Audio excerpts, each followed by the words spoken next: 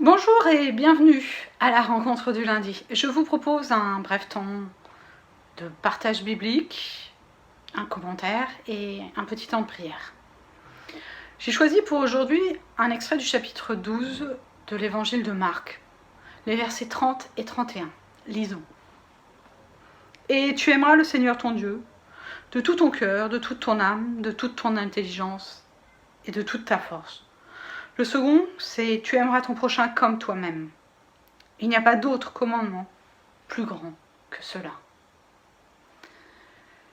C'est Jésus qui parle. Il répond à la question d'un scribe pour savoir quel est le commandement le plus grand selon lui.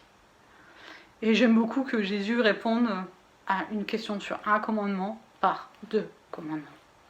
À la fois donc le fait d'aimer Dieu de tout notre être et celui d'aimer notre prochain comme nous-mêmes.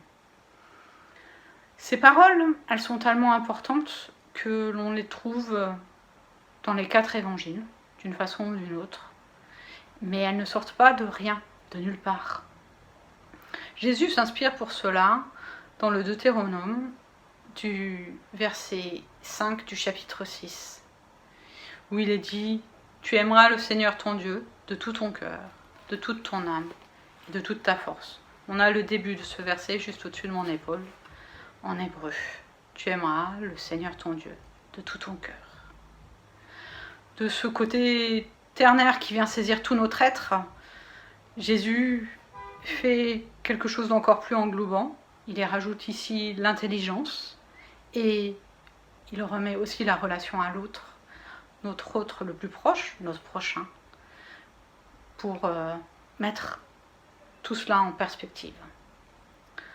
C'est une chose intéressante que de nous dire que Jésus lui-même ne se construit pas et ne construit pas son enseignement à partir de rien, mais qu'il plonge au cœur des pensées et de la connaissance qu'il a de son passé pour construire un enseignement qui nourrisse le présent. Je pense que pour nous aussi, il peut être intéressant de nous appuyer sur notre propre passé pour le prendre en conscience et construire un avenir. Jésus, ici, n'est pas parti des 10 commandements, qui sont pourtant la référence quand on pense commandements dans l'Ancien Testament, mais bien d'une parole qui replace le Seigneur au centre. Nous aussi, plaçons le Seigneur au centre et prions ensemble. Merci, Seigneur, pour tout ce que tu fais, pour ta présence dans nos vies. Merci de nous encourager avec ton Fils Jésus à te replacer au cœur de notre vie et à t'aimer de tout notre être, y mettant non seulement le cœur, l'énergie, la force, mais aussi tout ce qui peut nourrir notre quotidien pour aller à ta rencontre. Et merci aussi de ce que tu peux apporter à chacun d'entre nous pour nous aider à nous construire et à avancer en adultes responsables dans notre vie. Notre Père qui es aux cieux, que ton nom soit sanctifié, que ton règne vienne, que ta volonté soit faite sur la terre comme au ciel. Donne-nous aujourd'hui notre pain de ce jour. Pardonne-nous nos offenses, comme nous les pardonnons aussi à ceux qui nous ont offensés. Et ne nous laisse pas entrer en tentation, mais délivre-nous du mal, car c'est à toi qu'appartiennent le règne, la puissance et la gloire, pour les siècles des siècles. Amen.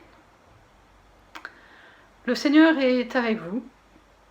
Il nous appelle à le suivre dans l'action de son Fils et à le replacer au cœur de notre vie. Pas par morceaux, pas un peu, mais de tout notre être.